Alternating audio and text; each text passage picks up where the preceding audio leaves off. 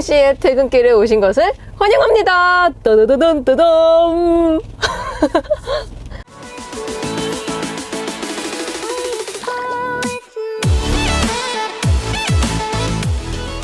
저는 오늘 캐스퍼 벤 리뷰를 마치고 뭐 저녁도 먹고 어떻게 하다 보니까 현재 시간 오후 8시 51분입니다. 아무튼 정말 퇴근을 하고 있어요.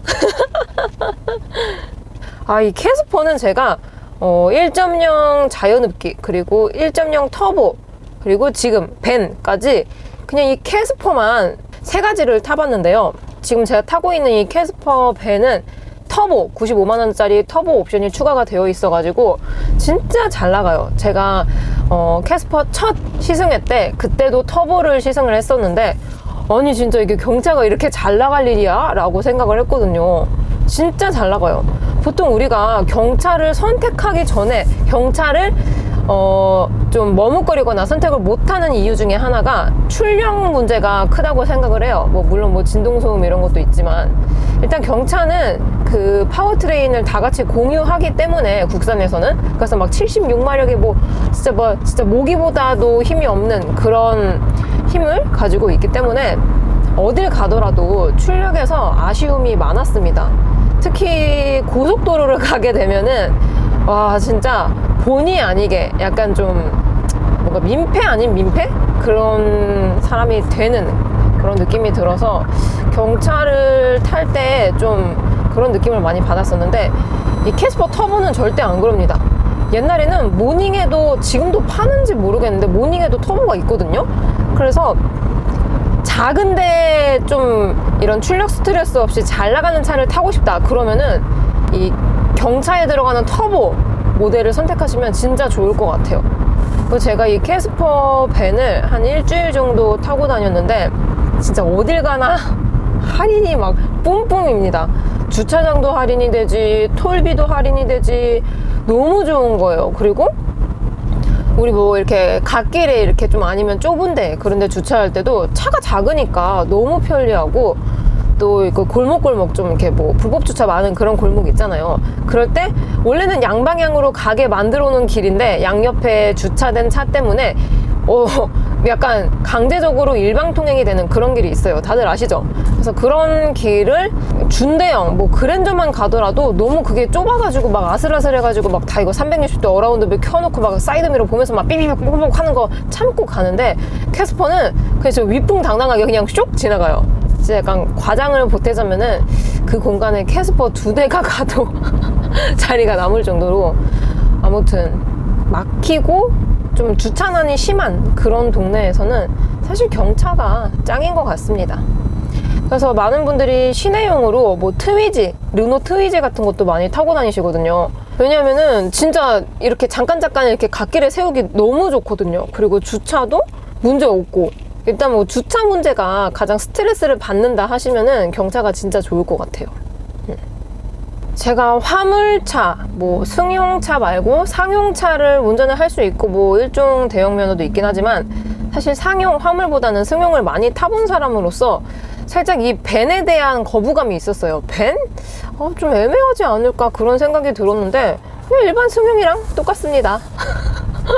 완전 똑같아요. 사실 다를 게 없죠. 왜냐면은 보통의 상용차들은 짐을 실잖아요. 뒤에 무거운 짐들을. 그러면은 하중을 잘 견뎌내야 돼요. 안 그러면은 이렇게 자동차가 이렇게 있으면은 뒤가 처지니까 그렇게 되면은 안전상의 문제도 크게 되고 특히 전륜 자동차들의 경우에는 이렇게 앞바퀴가 들려가지고 막 헛바퀴 돌고 되게 위험한 상황이 노출이 될 수 있단 말이에요. 그래서 일반적인 화물차들은 이 리어에 서스펜션을 판 스프링을 많이 씁니다. 옛날에 판 스프링 얘기를 제가 하긴 했었는데 그냥 말대로 그렇게 약간 활처럼 휜 판이 한 몇 개가 이렇게 겹겹이 쌓여 있는 거예요. 그래서 포터 같은 트럭만 보더라도 뒷바퀴 여러분 돌아다니다가 자세히 한번 봐보세요. 이렇게 판처럼 생긴 이런 쇠 막대기 그런 것들이 되게 한 몇 겹씩 겹쳐져 있어요. 뒷바퀴에. 아무튼 그거는 무거운 하중을 견디기 위해서 보통 그렇게 만드는데 이 캐스퍼에는 그냥 일반적인 승용차에 들어가는 서스펜션이 들어가 있습니다. 토션빔 이렇게 리어 엑셀 축이 하나로 이어진 그냥 토션빔 서스펜션이 들어가 있기 때문에 조금 약간 불안했어요, 사실은. 아니, 이 작은 차에 작잖아요. 이 작은 차에 300km를 실어도 될까? 굉장히 이거 해도 되나? 뭐 정말 많은 테스트를 거쳐서 나온 거기 때문에 안정성은 확보가 되어 있는 상태지만 제가 막 그렇게까지 많은 짐을 실어본 게 아마 처음인 것 같거든요. 오늘 본편 리뷰에 그 18.9L짜리 생수통 있죠? 그 정수기 생수통, 그거를 총 8개를 싣고 운행을 했습니다. 그래서 옆에 뭐 PD님이랑 뭐 저랑 다 합해가지고 약 300km를 딱 맞춰서 주행을 하니까 확실히 좀 그런 게 있어요. 물론 잘 나가는데 약간 가속감이 더뎌지고, 특히나 제동력도 문제가 있고, 또 이제 뒷바퀴 뒤에 하중이 많이 실리니까 이렇게 뒤가 이렇게 훅 가라앉더라고요. 그렇다고 뭐 위험할 수준은 아닌데 휠하우스랑 바퀴에 한 5-6cm 그 정도 차이가 있어서, 틈이 있어서 그렇게 위험하진 않았지만 제가 그런 적이 처음이니까 약간 걱정? 그런 게 많이 됐었던 것 같아요. 아까 그 물 싫다가 제가 장갑을, 진짜 이것도 그냥 하면 되는데 괜히 손 시릴까봐 장갑을 꼈다가 그 장갑 때문에 미끄러져가지고 저 아까 넘어졌거든요. 그래서 무릎을 쾅 찧어서 지금 무릎에 피멍이 들었습니다. 너무 아파요. 지금은 저 혼자 타고 있기 때문에 굉장히 경쾌합니다. 브레이크도 그냥 팍팍 잡히고 좋아요. 그냥 일반적인 차. 제가 본편 리뷰 때도 말을 했지만 이게 95만원짜리 터보 엔진을 변경해야지 이 후륜 브레이크가 디스크로 바뀌어요. 원래는 그냥 MPI, 자연흡기 파워트레인에서는 전류는 디스크가 들어가고 후륜은 드럼 브레이크가 들어갑니다. 뭐 거의 경차는 요즘 그렇게 들어가고, 또 소형 SUV, 소형까지도 앞에는 디스크 쓰고 후륜은 드럼 쓰는 경우가 간혹가다 있어요. 이게 좀 옛날 방식이라서 좀 안 좋은 거 아니야? 이런 생각이 들 수도 있는데, 드럼 브레이크가 결코 안 좋은 게 아니에요. 오히려 제동력만 봤을 때에는 디스크보다 이 드럼 형식의 브레이크가 조금 더 힘이 좋습니다. 왜냐하면은 디스크는 이렇게 이렇게 돌아가는 걸 이렇게 탁 잡아주는 거고, 드럼은 안에 이렇게 굉장히 많은 부품들이 섞여 있으면서 이렇게 쭉, 뭐라고 해야 되지? 아무튼 이렇게 슈가 이렇게 마찰을 하면서 그 안에 있는 드럼을 잡아주는 거기 때문에 제동력이 힘이 더 좋아요. 왜 요즘은 드럼 브레이크를 잘 안 쓰냐? 그게 과열에 굉장히 취약해요. 왜냐하면은 일반적인 우리 차들은 다 디스크 방식이니까 뻥 뚫려 있잖아요. 휠만 봐도 다 보이고, 제가 뭐 디자인 리뷰할 때도 이거 뭐 휠은 있고 뭐 안에 디스크는 뭐가 있다 다 보이니까. 근데 드럼 브레이크는 폐쇄적인 형식이라서 사실 공업사에 가면은 좀 안 좋아하시긴 하는데 아무튼 승용에 드럼 브레이크가 들어갔다고 해서 안 좋진 않아요. 뭐 사람을 가득가득 실을 상황이 아니라면은 뭐 문제가 없지만, 그래서 드럼 브레이크가 어떻게 보면 더 좋은데 이 내열, 이런 열에 취약하다 보니까 좀 신경을 써야 될 게 많은 거죠. 예를 들어서 브레이크를 난 좀 자주 밟는 편이고 좀 내리막길을 많이 가는데 보통은 그냥 풋브레이크 쓰잖아요. 근데 그러면은 이제 이 열이 발생되면서 뭐 베이퍼로 현상도 생기고, 그렇게 되면 브레이크 밀리고 잘 안 잡히고 위험한 상황이 되니까, 그래서 엔진 브레이크를 좀 많이 겸업해서 섞어서 써야 되기 때문에 그런 것도 약간은 조금 귀찮은 요소가 될 수가 있어요. 이게 하루 종일 막 일하고 촬영하고 오늘 무릎 깨지고 되게 추웠거든요, 오늘 날씨가. 그래서 막 덜덜 떨고 이렇게 가다가 뭔가 이 아늑한, 이 따뜻한 차 안에 이렇게 편하게 퇴근을 하니까 왠지 모르게 약간 노곤해지는 것 같아요, 사람이. 약간 고장나는? 근데 저는 좀 아쉬운 게, 이게 아무래도 밴으로 나오다 보니까 승용에 그냥 일반 캐스퍼에 들어가는 옵션들이 좀 많이 빠졌어요. 여기도 보시면은 그냥 일반 오디오가 들어가 있잖아요. 근데 이게 뭐 추가나 뭐 선택을 할 수도 없어요. 그냥 이거야. 그냥 이 라디오, 이 흑백창 라디오밖에 선택을 할 수가 없고, 내비 모니터는 아예 선택이 안 돼요. 그리고 이 공조 시스템도 보면은 가스 버너처럼 이렇게 다이얼 형식이거든요. 원래 캐스퍼는 좀 이제 옵션 좋은 거, 그런 거 하게 되면은 버튼 형식으로 굉장히 예쁘게 나와 있는데, 지금은 거의 뭐 가스 버너입니다. 막 칙칙칙칙칙. 일반적인 캐스퍼에는 여기 기어 레버 안쪽에 터레인 모드랑 이 스포츠 모드 겸업할 수 있는 드라이브 모드가 이게 다이얼로 들어가 있는데, 이 벤에는 아예 없어요. 이게 뭐 선택조차도 안 되고 그냥 없습니다.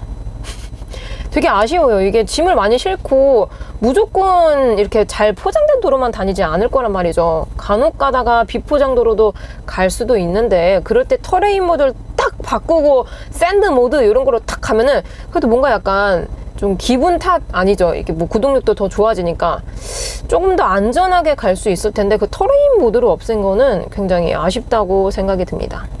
근데 또 뭐 그런 거를 옵션을 빼둘 수도 있을 텐데 왜 없앴지 아예? 기본으로 넣어주는 건 바라지도 않는데.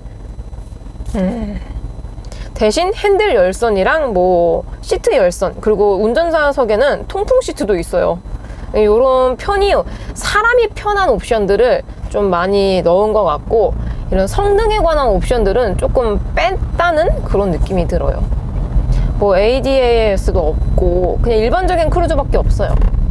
그래도 뭐 크루즈라도 있는 게 어디예요. 그리고 이게 벤이라고 해서 무조건 화물용으로만 생각을 할 수도 있는데 뭐 서스펜션도 일반적인 뭐 승용에 들어가는 토션빔 서스펜션 들어가 있고 뭐 내장들도 뭐 크게 다르지 않거든요. 그래가지고 뭐 뒷자리 아예 쓸 일 없으신 분들은 그냥 1인용 그냥 뭐 솔로 라이프 이런 개념으로 혼자 타시기에도 나쁘지 않을 것 같다라는 생각이 들어요. 아니면은 좀 큰 덩치의 반려동물과 같이 사신다면은 이렇게 뒷자리에 막 낑겨놓고 그러면은 애들 막 답답하고 막 낑낑거리잖아요. 근데 이 캐스퍼 벤은 거리도 이렇게 가까우면서 또 이 평탄화가 잘 되어 있고 공간도 넓기 때문에 이렇게 뒤에 반려동물과 같이 이동하기에도 나쁘지 않을 것 같다는 생각이 듭니다. 점점 혼족이 늘어나는 추세에 맞춰서 이런 2인 이런 차들도 많이 생겨나고 있는 것 같긴 해요. 아 맞아, 이 무드등 없는 거 진짜 아쉬워요. 저는 캐스퍼 타면서 밤에 요 센터에 무드등 나오는 게 되게 예뻤거든요. 그 보라 색깔 무드등. 그게 없어서 진짜 아쉽습니다. 이거는 왠지 애프터마켓에서 싸제로 한 10만 원 언저리에 판매할 것 같긴 해요. 아니야, 이거 그냥 이렇게 딱 붙이는 거면은 되게 싸지 않을까? 아닌가? 하긴 이게 배선을 또 연결하게 되면은 돈이 많이 들겠네요. DIY를 해야겠구만. 여러분들은 퇴근 중이신가요? 아, 요즘 약간 환절기라서 그런지 몸이 이것저것 아픈데 여러분들은 건강관리 잘 하시고 아프시지 마시고 하루 마무리 잘 하시길 바라겠고 저는 다음 리뷰 때 뵙도록 하겠습니다. 그러면 안녕.